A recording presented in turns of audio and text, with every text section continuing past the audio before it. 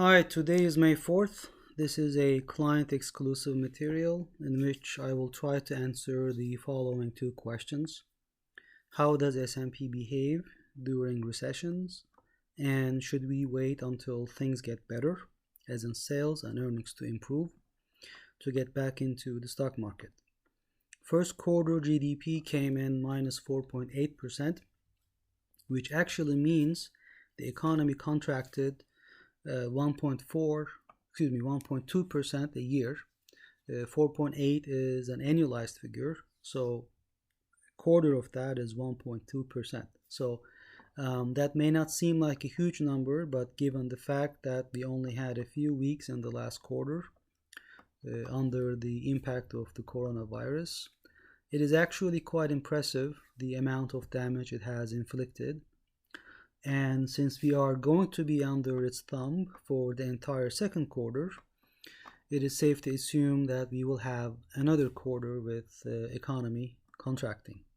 So then it is a good question to ask, how does S&P behave around a recession? Because 2 quarters in a row, negative growth is the official definition of a recession. In this chart, you see the average of the last 11 post-war cases. Let's point out a few important dates here.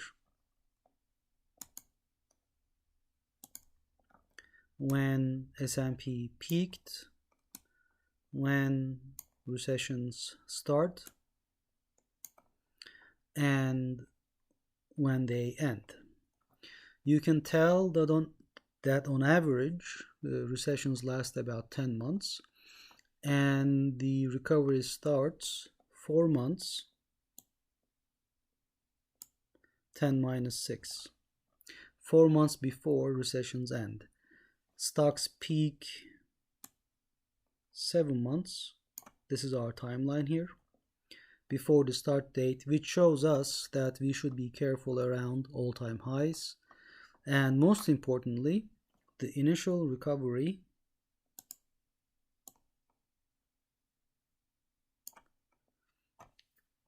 gets retested and broken within 3 months in most cases. Now, our current case is admittedly nothing like the previous cases because it wasn't triggered by economic events. But even so, history gives us an idea on what to expect.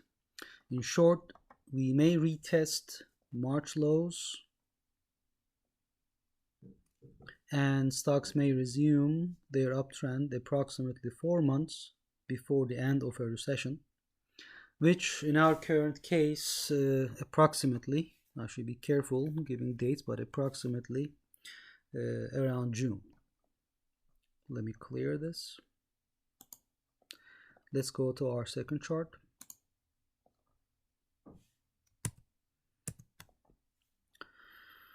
Okay, this chart looks at S&P sales in the blue line and earnings in the red. Again,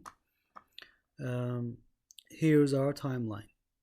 You can tell that sales, let me point that out, start to improve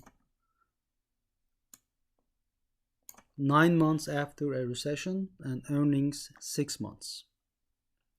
Add the 4 months lead time of stocks here. You're looking at about a year lead time, 13 months and 10 months respectively.